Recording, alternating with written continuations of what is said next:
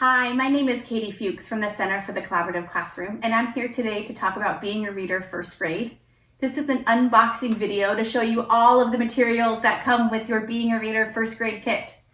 Let's start with this box right here. The first thing I want to show you is our all-important implementation handbook. This provides information about being a reader, its pedagogy, as well as resources to support instruction, planning, and assessments. So it's an all-in-one across the year resource. The next thing that we have is our unit manuals 1 through 8 that provides information that you need for teaching your whole group lessons, such as whole group reading, handwriting, and vocabulary. We also have a bookmark that provides tips for facilitating those class discussions and strategies for getting students to talk to one another. This is helpful for you to put inside your unit manual to mark your spot as you go across. As we start, let's talk about the whole group reading lessons. And so what you have here is all of these trade books that are provided as the text for your read aloud lessons. And additionally, we have provided text for reteaching. So if you have to make some instructional decisions and decide that students need reteaching, we provided those for you as well. I also want to show you the big books. And so these are the big books that will be part of your whole group reading lessons. And you can see you might want to consider where is a good place for you to display these in your classroom. Perhaps you have a ledge or an easel for you to put these on. Also with your materials, we have dry erase markers and dry erase boards.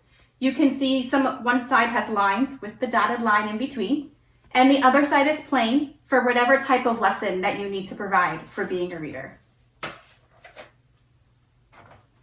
I also want to show you 2 consumables that you'll use for your whole group reading lessons.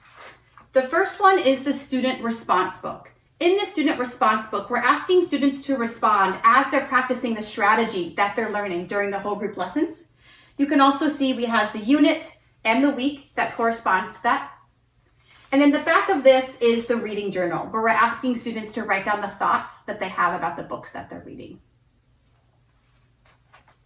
The other consumable that we have is the handwriting notebook. In this, you'll provide 1 day of direct instruction in handwriting, and then you'll infuse that handwriting into the work that you do in the independent work rotations. Inside this box, there's some handheld cards that I'd like to show you. And so the first one is our vocabulary cards. And so there's 2 sets of cards. There's word cards, and there is picture cards. And so you can see this first picture we have right here corresponds with our picture. This is a picture of a pedestrian. On the back, it has the definition and the number, and you can display these for students to look at and use during your vocabulary lessons. We provided a pocket chart right here for you to display all of the things that you need to in a convenient spot. The other things that we have in our handheld cards are the sound cards that we use for small group instruction. And so these are the spelling sound cards. On the back, it tells you the specific set and week that these correspond to. And then you have your high frequency word cards. And remember, high frequency words are words that occur in text and we recognize automatically. And so this one shows you what it would look like for the word world, as well as the set that instruction is given in. You have 2 sets of these, one for you to use handheld during your small group lessons, and another set for you to display in a place that's convenient for you in your classroom. As we continue with thinking about our small group sets now, I wanted to show you the alphabet wall cards. And so these are alphabet wall cards that are displayed as part of your instruction as they come up. It has the mnemonic that we teach the students, as well as the capital and lowercase of that letter. And additionally, we have this very large Being a Reader spelling sound chart. And so you might want to consider putting this behind where you do your small group work.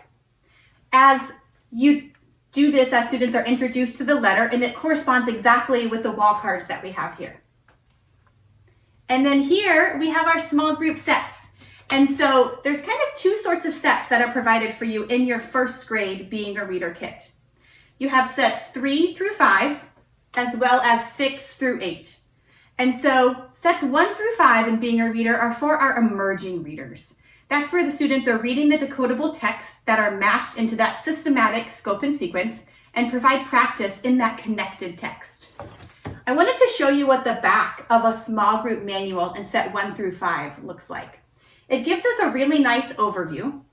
As we can see in each week of instruction, the spelling sounds that are being introduced, the high frequency words that are being introduced, the text that's being used, and if there's a practice or reteach book that's provided. And then over here in sets 6 through 8, that's intended for our developing readers that explicitly teach those reading strategies, and they become more complex as students advance through the sets. And so the back of a teacher's manual in sets 6 through 8 looks a little differently. You can see right here, we have some of the comprehension strategies that we are explicitly teaching to students. For example, set 6 really focuses on fluency, word analysis, and comprehension. And you can see the specific strategies and books that are used to teach these lessons. Sets 3, 4, and 5, you teach the weeks in exact order.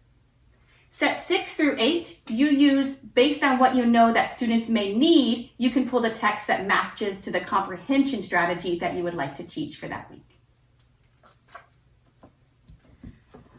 Additional resources that we have is you have a whole box of consumable resources.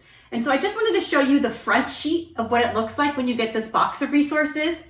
It includes everything you need for your assessments, your sorts that you use during your small group reading, and any other student materials are provided for you for your first year. I also wanted to share that I know that this might be overwhelming, getting all of these materials and getting everything set up, but we have a digital resource called the Learning Portal that can really support the work that you're doing. So what you'll need to do is go onto the Learning Portal and claim a license. You'll want to claim 2 licenses, one for Being a Reader first grade, and then another one for every small group set that's provided. So sets 3 through 8 and Being a Reader first grade, and then you'll have everything digitally as well as what you have here in front of you. We also have multimedia elements that are essential to Being a Reader instruction. So you want to make sure that you claim a license so that you can share those with your students when it comes up in your unit manuals as part of your lessons. We hope that you have enjoyed this Being a Reader unboxing video, and please remember we are always here to support you. We are just a click away. Thanks.